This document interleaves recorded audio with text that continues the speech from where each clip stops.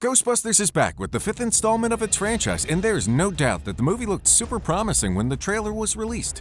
As the movie is based in New York City, it gives off a nostalgic vibe. And yes, watching the original Ghostbusters again on screen certainly makes us all remember the good old days. I was not born when the original Ghostbusters was released because I am, unlike you, youthful, full of life, and I always TikTok the meta instas. Still, we all know it was a comedic masterpiece of creativity full of color, well-defined characters, fun set pieces, and clever dialogue all brought together with a simple but well-thought-out and structured story. Ghostbusters Frozen Empire takes a hammer to a nuclear accelerator. No, really, this happens in the movie. The movie has its ups and downs throughout the duration, as it fails to strike a proper balance between horror and humor. Even the number of characters in the movie creates a big mess, as a lot of things are happening in this movie. Gil Kenan, who has directed movies like Monster House and A Boy Called Christmas, directed and co-wrote this movie with Jason Reitman, son of the late, legendary Ivan Reitman, director of the original 1984 Ghostbusters. The movie is the first installment in the Ghostbusters franchise since the demise of Ivan Reitman, who was acknowledged posthumously as a producer, and it celebrates his memory, coinciding with the 40th anniversary of the original movie. The new Ghostbusters team, led by Phoebe, her brother Trevor, their mother Callie, and their lover, Gary Gruberson, went to the old firehouse where the original Ghostbusters operated. While the original Ghostbusters cast, including Ray, Winston, and Peter, have their moments of teaching the new squad, the humor falls short, with only a few memorable lines. Newcomers to the cast include Namal Nanjiani, Patton Oswalt, Emily Allen Lind, and James Acaster. The scenario, set 2 years after Afterlife, finds the original Ghostbusters collaborating with new recruits to put an end to a wicked plan in New York City. Talking about the emotional aspect of the story, particularly Phoebe's bond with an adolescent ghost seemed artificial and lacking in genuine connection. The filmmakers appear to have difficulty striking the right mix of emotional depth and humorous elements. The story takes place in the summer of 1904 when firefighters from the future Ghostbusters firehouse discover frozen remains at an exclusive club. These bodies grip an intriguing bronze orb, causing a spectral awakening and shattering the ice entombment. Fast forward 120 years, and Callie, Trevor, and Phoebe Spangler, together with science teacher Gary Gruberson, inherit the Ghostbusters legacy. They confront renegade spirits in their repaired Ecto-1, which was funded by Winston Zeddemore. However, tensions increase when a chaotic pursuit of a serpent-like sewer ghost sparks public outrage, and Mayor Walter Peck threatens. Concerned with Phoebe's safety, Callie stops her from ghostbusting until she reaches adulthood. With Gary, who desperately wants to have a well-defined position in the family, approves, embracing his fatherly role. Meanwhile, the evacuation unit at the firehouse hits critical capacity. As Phoebe befriends Melody, a young spirit tormented by remorse over her family's death in a tenement fire, the narrative thickens. Melody's knowledge about her background fosters a stronger bond with Phoebe, connecting their futures amid spectral chaos.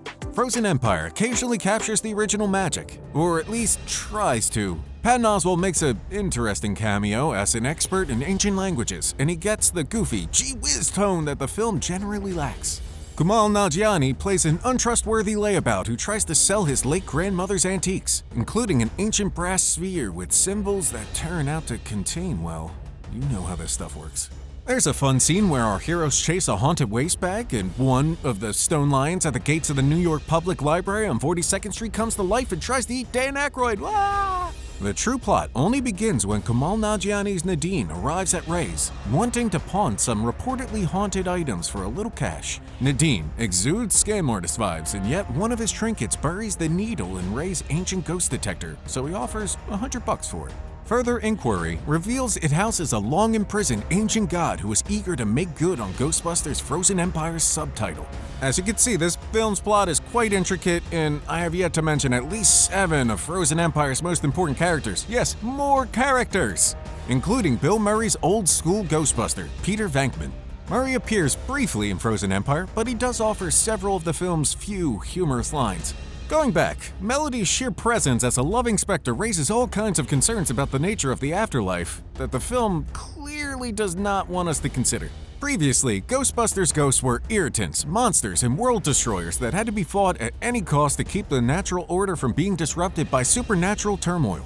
The Ghostbusters apprehended these interdimensional trespassers, threw them into a large containment unit in their basement, and that was it. When the story finally does get going, it's over before it starts. Well, to be honest, the story doesn't have a spark to keep you on the edge of your seat, and even the jokes don't land on point. It's funny, I want to laugh again. But as the movie gives a hint of nostalgia, it looks pleasing with some good performances from some of the actors.